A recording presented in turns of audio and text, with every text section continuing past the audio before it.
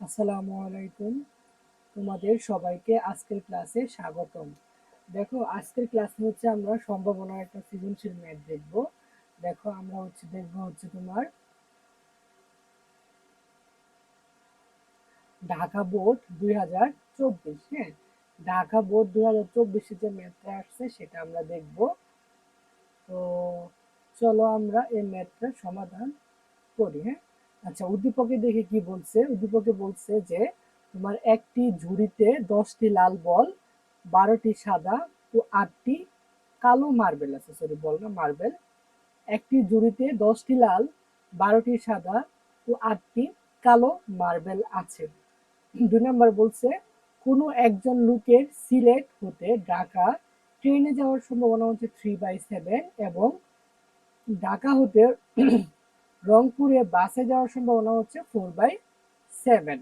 তো এটা হচ্ছে আমাদের দুইটা উদ্দীপক। তো এখানে ক নাম্বারে দেখো কি বলছে। ক নাম্বারে বলছে যে একটি নিরপেক্ষ ছক্কা, হ্যাঁ, ও একটি মুদ্রা একবার নিক্ষেপ করা হলো। নমুনা ক্ষেত্রটি লিখো। তারপরে বলছে ছক্কায় 6 এবং মুদ্রায় টি আসার সম্ভাবনা বের করো। আচ্ছা, খ নাম্বারে কি বলছে? যদি প্রতিস্থাপন না করে একটি করে পরপর 4টি মার্বেল তুলে নেওয়া হয় তবে সবগুলো মার্বেল কালো হওয়ার সম্ভাবনা নির্ণয় করো। গতে বলছে সম্ভাব্য ঘটনাটির প্রবাবিলিটি ট্রি অঙ্কন করো। তারপরে প্রবাবিলিটি ট্রি ব্যবহার করে লোকটি সিলেট থেকে ঢাকা ট্রেনে নয় কিন্তু রংপুর বাসে যাওয়ার সম্ভাবনা বের করো। হ্যাঁ, এটা হচ্ছে আমাদের উদ্দীপক। আচ্ছা, খটা হচ্ছে তোমার এই 1 নং থেকে আমরা সলভ করব, আর গটা হচ্ছে তোমার এই 2 নং থেকে সমাধান করতে হবে। হ্যাঁ, তো চলো আমরা এটা সমাধান শুরু করি।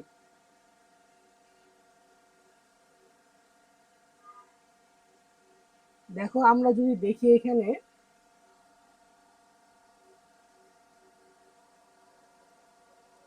ক নাম্বার, হ্যাঁ, একটি নিরপেক্ষ ছক্কা, আগে কি নিক্ষেপ করা হয়েছে? ছক্কা। তো আমি মনে করি এটা হচ্ছে একটা ছক্কা।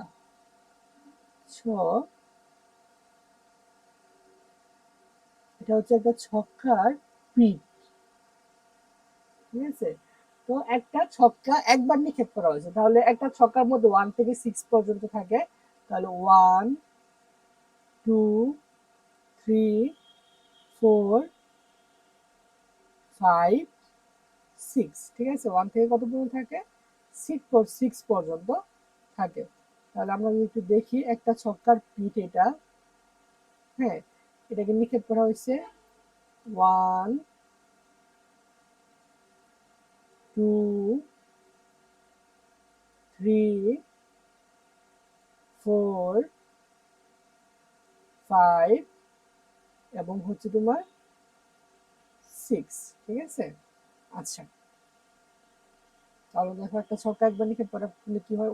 1, তারপরে তোমার 2,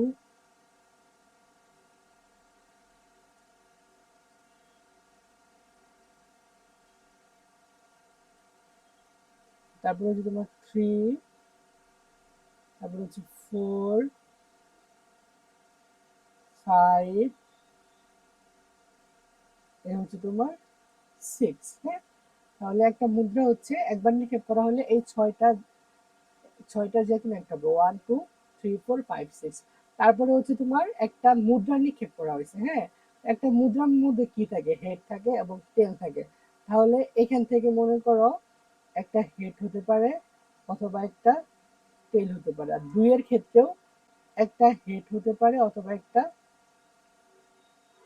টেল হতে পারে। 3 এর ক্ষেত্রেও তোমার একটা হেড হতে পারে অথবা একটা টেল হতে পারে। 4 এর ক্ষেত্রেও তোমার একটা হেড হতে পারে অথবা একটা টেল হতে পারে। 5 এর ক্ষেত্রেও একটা হেড হতে পারে অথবা একটা টেল হতে পারে। 6 এর ক্ষেত্রে যদি আমরা দেখি, একটা হেড হতে পারে নয়তো একটা টেল হতে পারে।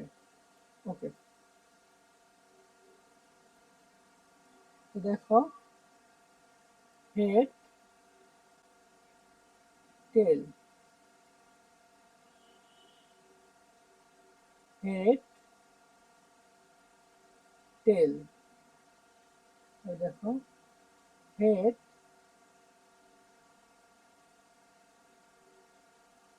তারপরে কি টেল। আচ্ছা, আবার কি, আবার একটা হেড, আবার একটা টেল। তো প্রবাবিলিটি ঠিক আমরা আঁকতেছি। এটা হচ্ছে হেড, এটা হচ্ছে তোমার টেল, এই হচ্ছে হেড, এই হচ্ছে তোমার টেল। তো এই হচ্ছে আমাদের প্রবাবিলিটি ট্রি আঁকা প্রায় শেষ। যদি দেখি, তো এক ওয়ান থেকে কি হবে, দুইটা হবে, একটা হেড হবে আর একটা টেল হবে। টু থেকেও সেম, একটা হেড আরেকটা কি টেল। থ্রি থেকেও সেম, একটা হেড আরেকটা কি টেল। ফোর থেকেও সেম, একটা হেড আরেকটা কি টেল। ফাইভ থেকেও সেম, একটা হেড আরেকটা কি টেল। সিক্স থেকেও সেম, একটা হেড আরেকটা হচ্ছে তোমার টেল। এ হলো আমাদের প্রবাবিলিটি ট্রি অঙ্কন করা। ঠিক আছে। আচ্ছা, তো এখন হচ্ছে পরবর্তী কি বলছে, তোমার নমুনা ক্ষেত্রটি লিখো। তো নমুনা ক্ষেত্র লেখার সময় আমরা দুইটা নিয়ম ফলো করতে পারি। একটা হচ্ছে এখান থেকে যাব ওয়ান, ওয়ানের পরে কি হেড, আবার ওয়ান টি, আবার টু এইচ টু টি, থ্রি এইচ থ্রি টি। আরেকটা হচ্ছে উল্টা বাঁক, হ্যাঁ, প্রথমে এইচ যাব,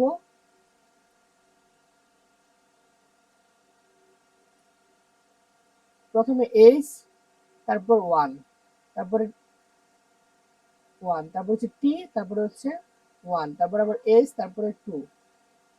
তো যখন প্রবাবিলিটি টি হচ্ছে তোমার তিন বা তিনের অধিক হয়ে যায় তখন এইভাবে আসা ভালো, বাট যখন তোমার ছোট থাকে তখন হচ্ছে তোমার এখান থেকে গেলে হয়। হ্যাঁ, নমুনার ক্ষেত্রে যদি আমরা লিখি,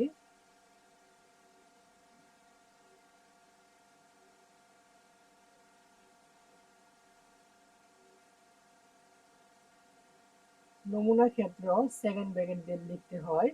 তো ওয়ান, শুরুতে কি একটা ছক একবার নিক্ষেপ করলে ওয়ান হতে পারে। হ্যাঁ, ওয়ান, ওয়ান আবার কি হতে পারে, হেড অথবা টেল। তাহলে ওয়ান এইচ, তারপরে কি লিখতে পারি আমরা, ওয়ান টি, তারপরে আবার টু এইচ, তারপরে লেখা যায় টু টি, তারপরে লেখা যায় হচ্ছে তোমার থ্রি এইচ, থ্রি টি, তারপরে লেখা যায় ফোর এইচ, ফোর টি, লেখা যায় ফাইভ এইচ, ফাইভ টি, তারপরে লেখা যায় সিক্স এইচ, তারপরে হচ্ছে সিক্স টি। ঠিক আছে, এই হচ্ছে আমাদের নমুনা ক্ষেত্র লেখা শেষ। তো এখানে কয়টা নমুনা ক্ষেত্র যদি আমরা দেখি, এক দুই তিন চার পাঁচ ছয় সাত আট নয় দশ এগারো বারোটা। হ্যাঁ, নমুনা ক্ষেত্র হচ্ছে তোমার এখানে টোটাল বারোটা।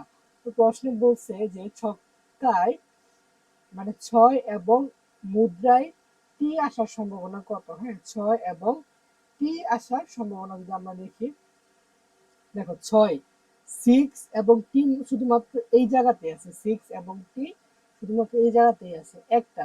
তাহলে আমরা লিখতে পারি, সুতরাং তোমার ছক্কায় সিক্স এবং মুদ্রায় টি আসার সম্ভাবনা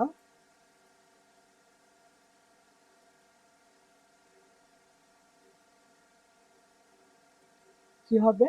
আচ্ছা, নিচে হচ্ছে সমগ্র সম্ভাব্য ফলাফল। তাহলে সমগ্র সম্ভাব্য ফলাফল হচ্ছে এখানে টোটাল কত, বারো, টুয়েলভ। হ্যাঁ, সমগ্র সম্ভাব্য ফলাফল হচ্ছে এখানে টোটাল টুয়েলভ।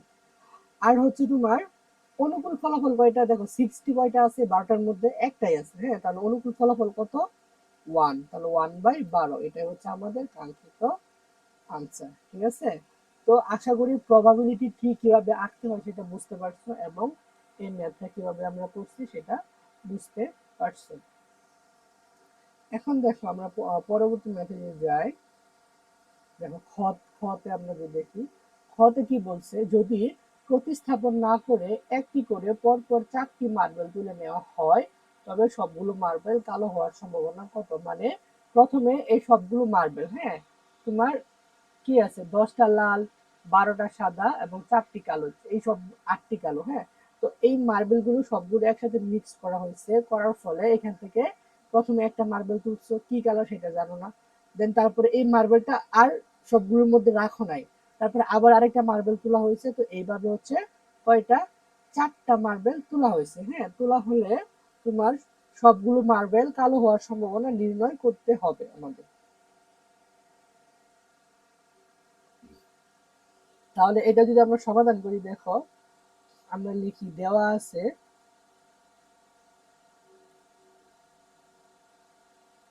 আচ্ছা মোট মার্বেল সংখ্যা কত। হ্যাঁ, এটা আমরা একদম লিখে ফেলি শুরুতে, মোট মার্বেল হচ্ছে তোমার কত। আমরা যদি দেখি, লাল আছে কয়টা, 10টা, প্লাস সাদা আছে কয়টা, 12টা, প্লাস কালো আছে কয়টা, 8টা। হ্যাঁ, তো এই তিনটা যদি আমরা যোগ করি তাহলে কত আসে, টোটাল আসে হচ্ছে তোমার 30টি। কত আসে, 30টি আসতেছে। হ্যাঁ, আচ্ছা এখন দেখো তোমার কালো মার্বেল কয়টা, 8টা। এখানে কি বলছে, তবে সবগুলো কালো মার্বেল হওয়ার সম্ভাবনা নির্ণয় করো। এখন এখানে টোটাল আছে কত, 30টা। তো কালো আছে কয়টা, 8টা। এখান থেকে দৈব ভাবে যদি একটা তোলা হয় তাহলে তার সম্ভাবনা কত হবে। হ্যাঁ, তো আমরা যদি লিখি,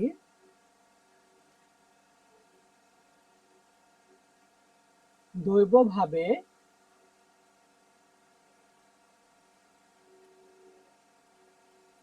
একটি মার্বেল, দৈব ভাবে একটি মার্বেল নেওয়া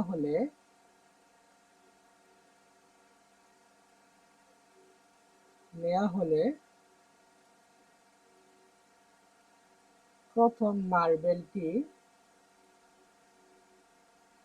প্রথম মার্বেলটি কালো হওয়ার সম্ভাবনা কত। হ্যাঁ, কালো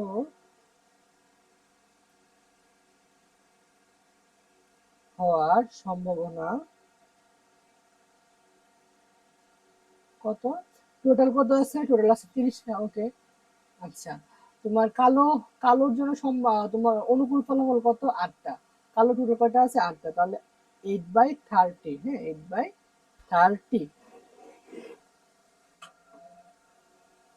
তাহলে আচ্ছা, এটা হচ্ছে প্রথমবার যদি আমি এটা তোলা হয়, তাহলে এটা তোলা হয়েছে আর তো এখান থেকে এই মার্বেলটা রাখা হয় না।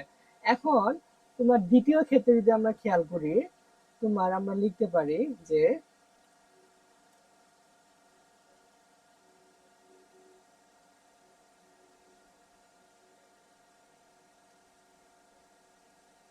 একটি মার্বেল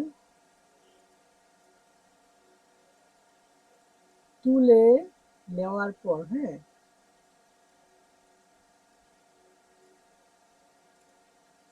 নেওয়ার পর আর কতটি মার্বেল আছে, নেওয়ার পর অবশিষ্ট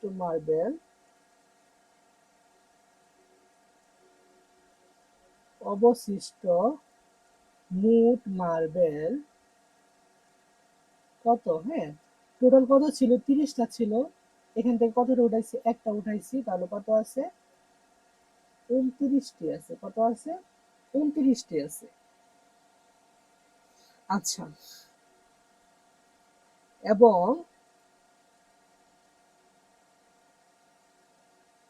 এর মধ্যে তোমার কালো কতটি থাকবে, এর মধ্যে কালো থাকবে হচ্ছে,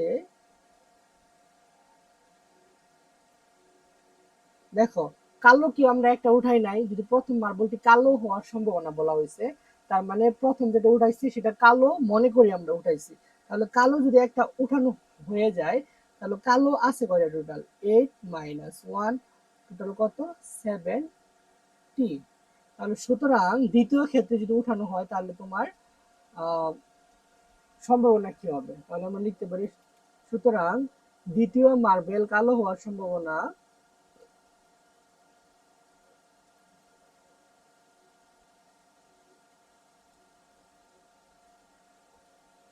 দ্বিতীয় মার্বেল কালো হওয়ার সম্ভাবনা কত, সম্ভাবনা হচ্ছে, আচ্ছা তো দ্বিতীয় ক্ষেত্রে টোটাল কত, 29টা, সম্ভব অনুকূল ফলাফল হচ্ছে 7টা। তাহলে 29/7 কত 29/7। তো অনুরূপ ভাবে আমরা বলতে পারি, দেখো, তো অনুরূপ ভাবে বলা যায়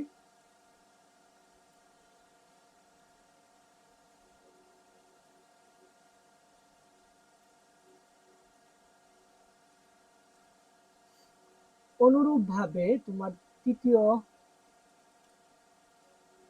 এবং চতুর্থ মার্বেলের সম্ভাবনা, মার্বেল কালো হবার সম্ভাবনা কত? আচ্ছা, তৃতীয়টার ক্ষেত্রে কত হবে দেখো, আর দ্বিতীয়টার ক্ষেত্রে যদি তোমার 7 হয় তাহলে তৃতীয়টার ক্ষেত্রে -1 করে কমবে, তাহলে হচ্ছে 6, টোটাল থেকে একটা কমবে, তাহলে কত 28। তাহলে চতুর্থর ক্ষেত্রে কত হবে, 6 থেকে একটা কমবে 5, 28 থেকে একটা কমবে কত 27। ঠিক আছে। আচ্ছা, এখন প্রশ্নে চাইছিল হচ্ছে তোমার পরপর 4টি মার্বেল তুলে নেওয়া হলে তবে সবগুলো মার্বেল কালো হওয়ার সম্ভাবনা কত। হ্যাঁ, সবগুলো কালো হওয়ার সম্ভাবনা কত সেটা যদি আমরা বের করতে চাই তাহলে হচ্ছে আমরা সবগুলো 4টা গুণ করে দেব। তাহলে সুতরাং সবগুলো মার্বেল কালো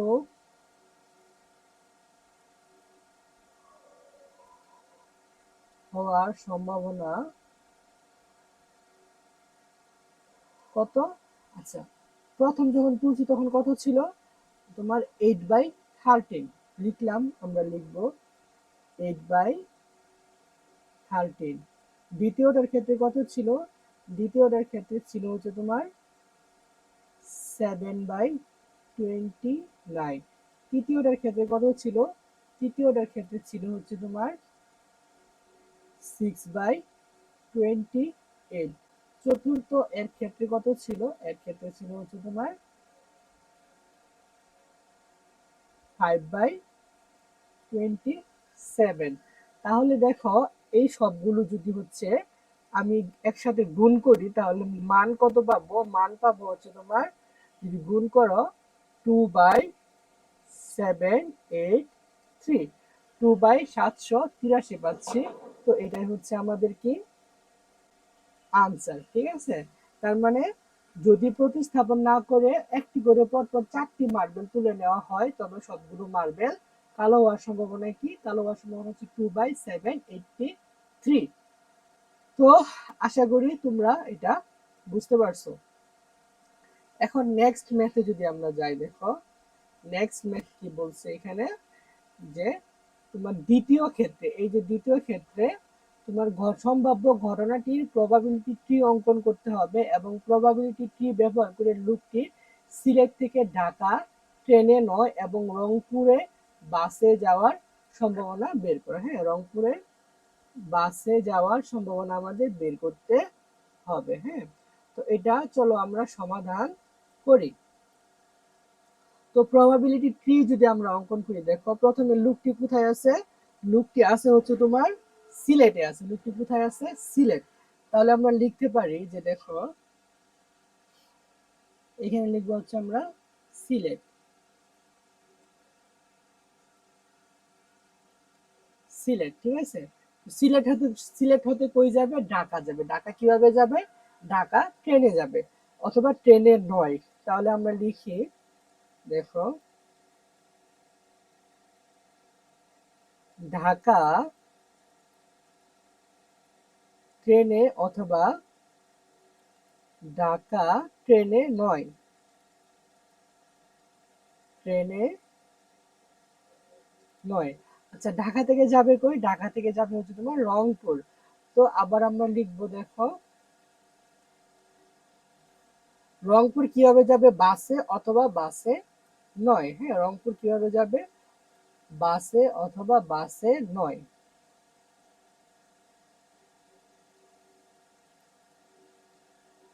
আচ্ছা, রংপুর বাসে অথবা কি রংপুর বাসে 9। আবার এখান থেকে সেম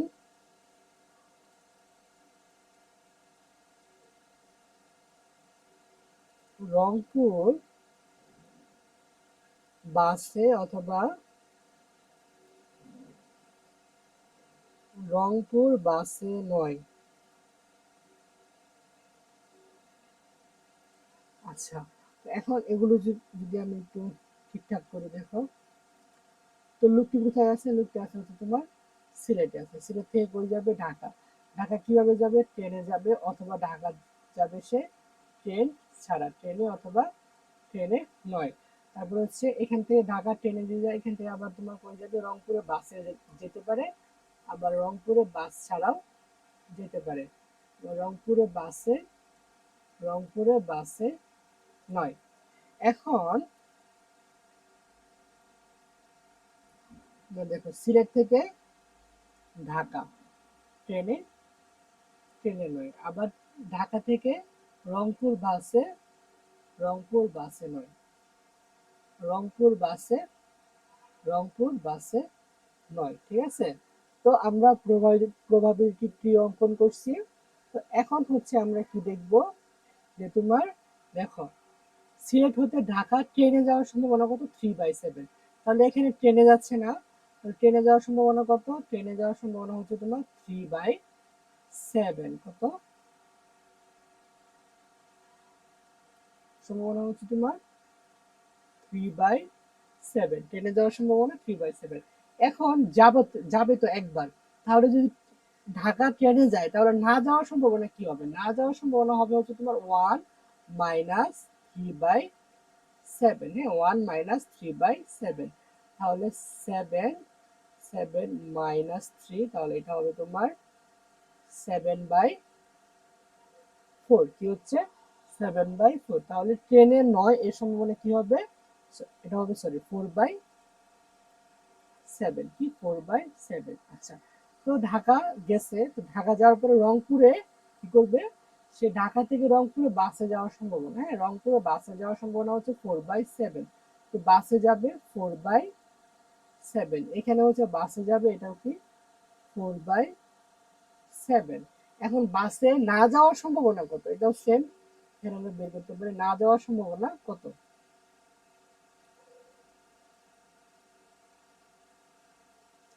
না যাওয়ার সম্ভাবনা যদি আমরা বের করি, দেখো, যাবে তো একবার, তাই না? 1 মাইনাস তোমার কত? 4/7।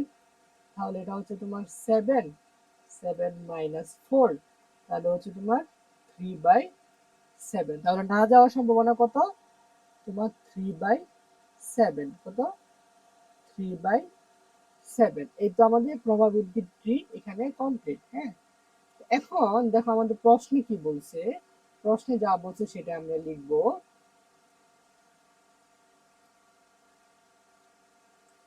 প্রশ্নে বলছে যে তোমার সিলেট থেকে ঢাকা ট্রেনে 9। হ্যাঁ, সিলেট থেকে ঢাকা ট্রেনে 9। তো ট্রেনে 9 কোনটা? সিলেট থেকে ঢাকা ট্রেনে 9 হচ্ছে তোমার 4/7। কিন্তু রংপুর বাসে, হ্যাঁ, ট্রেনে 9 এবং রংপুর বাসে হচ্ছে তোমার 4/7। কত? এটা হচ্ছে 4/7। তাহলে এই দুটো যদি আমি গুণ করি, তাহলে আমি আমার কাঙ্ক্ষিত আনসারটা পেয়ে যাব। তাহলে এটা আনসার হবে তোমার 16/49। 16/49, এটা হচ্ছে আমাদের কাঙ্ক্ষিত আনসার। হ্যাঁ, তার আগে বাংলাটা কি লিখবা? লিখবা হচ্ছে তোমার, লোকটি সিলেট থেকে ঢাকা ট্রেনে নয়, কিন্তু রংপুর থেকে বাসে যাওয়ার সম্ভাবনা সমান। 4/7 ইন্টু 4/7 ইকুয়াল এটা। হ্যাঁ, তো এটাই হচ্ছে আমাদের কাঙ্ক্ষিত আনসার। হ্যাঁ, তো আশা করি তোমরা এই ম্যাথটা বুঝতে পারছো। হ্যাঁ, তো বেশি একটা কঠিন না। হায়ার হায়ার ম্যাথের মধ্যে হচ্ছে তোমার এই যে সম্ভাবনার ম্যাথগুলো হচ্ছে সবচেয়ে ইজি। নিজেরা যদি একটু ভালো করে মনোযোগ দিয়ে দেখো, তাহলে আশা করি তোমরা ভালোভাবে পারবা। হ্যাঁ, তো আমাদের আজকের ক্লাস এতটুকুই। আমরা আরো চেষ্টা করবো কিছু সৃজনশীল ক্লাস নিয়ে আসতে। তো তো সেই ক্লাসগুলো তোমাদের দেখার আমন্ত্রণ রইল। আর এখনো যদি আমাদের চ্যানেলটিকে সাবস্ক্রাইব করে না থাকো, তাহলে চ্যানেলটিকে সাবস্ক্রাইব করে আমাদের সাথেই থেকো। আল্লাহ হাফেজ।